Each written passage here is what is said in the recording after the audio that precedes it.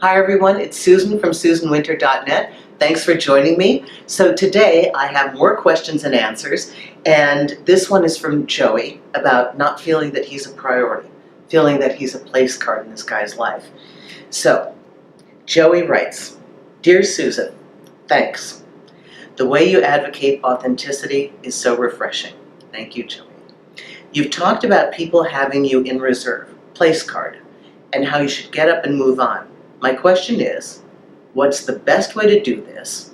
How much of a conversation should there be?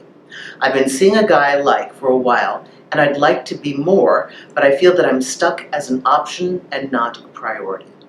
Joey, thank you for that, because so many times when relationships are new, we are not moving at the same emotional pace as our partner. Oftentimes, we don't even know that they want what we want. And if we're feeling this way, the question then becomes, is it that they want a relationship but they don't want it with me? Or maybe they don't want a relationship at all. So while these could be cumbersome questions, if you haven't already done that groundwork, here's the way I'd do it. I like to make it short and concise.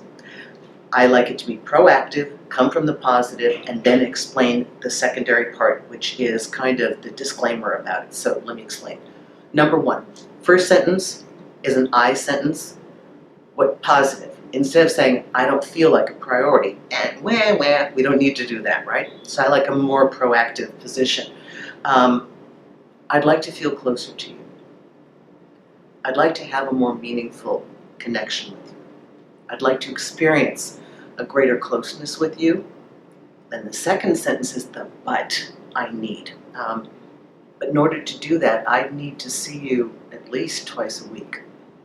But in order for that to occur, I need to know that you actually are open to the possibility of a relationship.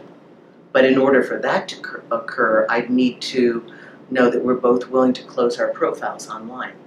But in order for that to occur, whatever it is, because I don't really know the underlying secondary part of this, because along with the fact that we're sensing there's an emotional disparity, we're also probably not getting time.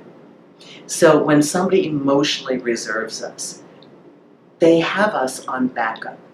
It's like, you've probably done it too, Joey. Okay, we've all done it to some degree. You put this person on the back burner and just keep them on simmer because you're either undecided in general or undecided in specific. Maybe this guy doesn't want a relationship. Maybe he just got out of something. Maybe he's dating other people, so he's keeping you as an option. But again, I like to empower my viewers to be the person that makes the statement instead of asking the question. I just like it that way better. Now, I have a question for you. You know how to do that, okay? And yes, indeed, if you get a response that is vague, blowing you off, treading water, marking time, or that doesn't seem to materialize in the actionable step that you've requested, and you need to get a time limit. Like, okay, he said he wants to see me twice a week. Okay, that's great for me. Let's see if he does it. I'll give him a month to see if this is going to work out. Always have a time limit that you're willing to give this person. They don't get to indefinitely do this because sometimes people don't know. They don't know what you need, or they've been dating other people that are so sloppy that they don't even remember what it's like to be in partnership. But at the end of all that, here's a question for you.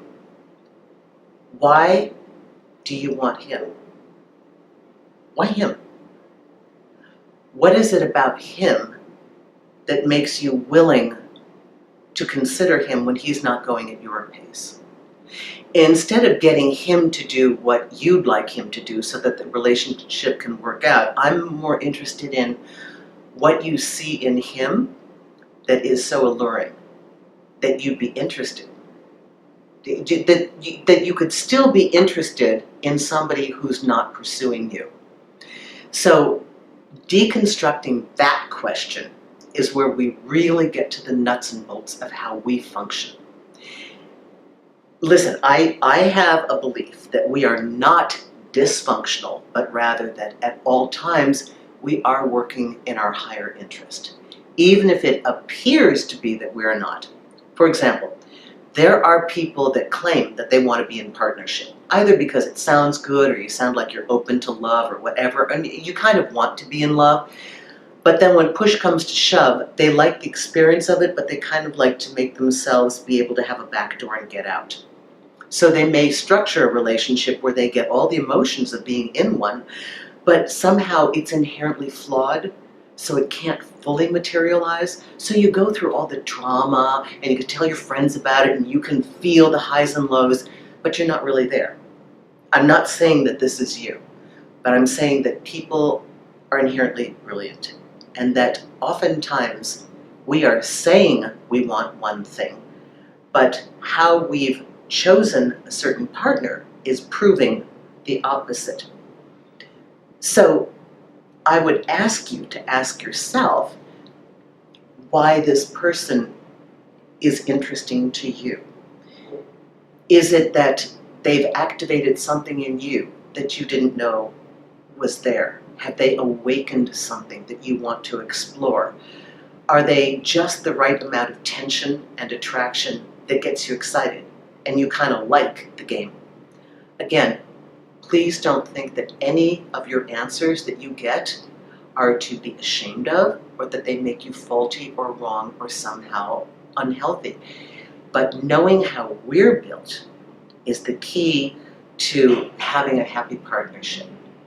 Because when we do find somebody and we want a certain kind of partnership, and we know that this person and what they're doing is matching our needs and goals, then we will have the ability to move forward into what we see and envision in our mind that is going to work for us. So also taking that power back, when you really deconstruct it, you might peel back the layers and say, you know, I actually don't have a really good reason as to why I'm attracted to this person, or why I'd even be willing to have been put in a position of a placeholder, a place card. I don't know. I don't have an answer. That could solve your problem immediately. Just something to think about. Thank you so much for your letter, and I really appreciate the wonderful things that you said here at the top of it. And for everybody that you want to write, I am looking at these. All week long we look at these, and we will always get back to you in some way to try and address your issue, even in my commentaries when it's not the question and answer. So I do take into consideration if you have a specific topic that you've been mentioning, but I don't feel that your letter is quite right for the general audience. Don't think I'm not thinking about it, because I will consider it in the generic discussions that I have. So thank you very much. Thank you, those of you who have subscribed. That means a lot to me. It always lets me know that I'm on the right track. Thank you for your wonderful comments that I'm reading. And for those of you who called me on Magnify and worked with me individually, it has been so amazing. I'm convinced you guys are the smartest, brightest, and most interesting people out here in YouTube land. I don't know what other people are getting for their viewers, but I know the kind of viewers I'm getting, and I'm thrilled. So thank you so much. Have a great week.